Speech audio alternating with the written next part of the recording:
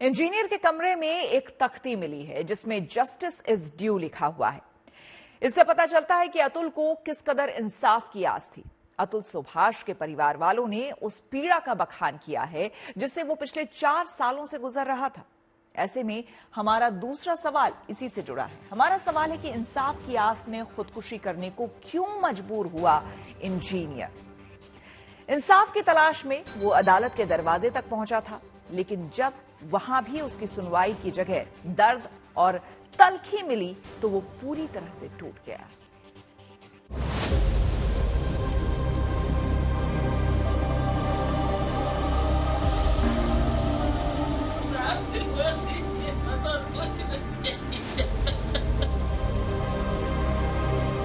अतुल सुभाष ने जिस कमरे में खुदकुशी की, वहां से पुलिस को एक तख्ती मिली है जिस पर लिखा है जस्टिस इज ड्यू, यानी इंसाफ अभी बाकी है।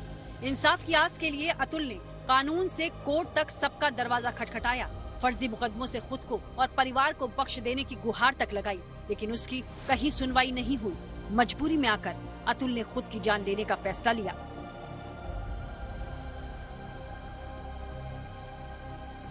बिहार के समस्तीपुर के रहने वाले अतुल के परिवार वालों को जब 9 दिसंबर को अतुल का मैसेज और ईमेल मिला तो घर में कोहराम मच गया।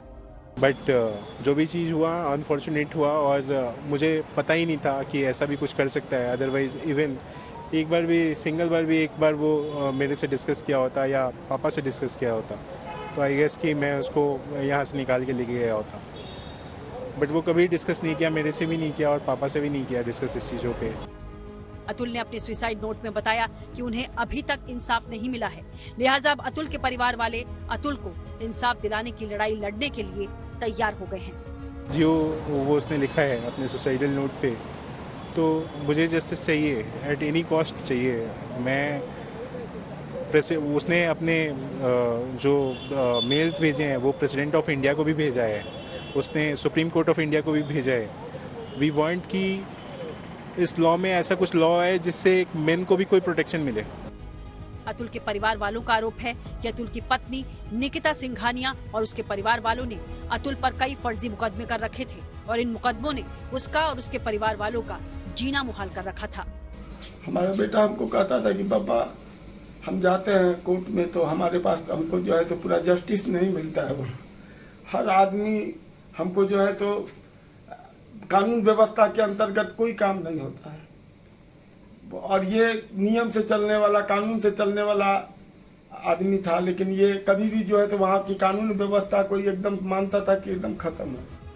अतुल के सुसाइड ने पूरे देश को झकझोर दिया है और महिला उत्पीड़न के नाम पर बने कानूनों के दुरुपयोग पर बहस छिड़ चुकी है।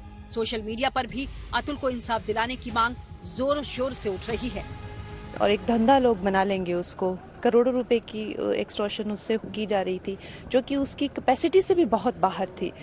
तो इसमें तो कोई कहने वाली ही बात नहीं है कि ये सब चीजें निंदनीय हैं, ऐसा नहीं होना चाहिए। बहुत ही दुखद स्थिति है और मैं मानती हूँ कि हम सबकी एक जिम्मेदारी बनती है कि अगर हम महिलाओं के अधिकारों की बात उठाते हैं, जो मैं सशक्त और मजबूत तरीके से उठाती रही हूँ, कहीं ना कहीं अगर पुरुषों के साथ भी गलत हो रहा है उनकी भी आवाज उठाऊंगी मैं।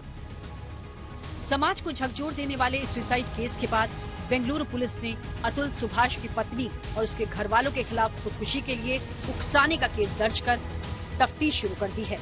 बेंगलुरु से सगय राज और दिल्ली से पीयूष मिश्रा के साथ bureau report, good news today.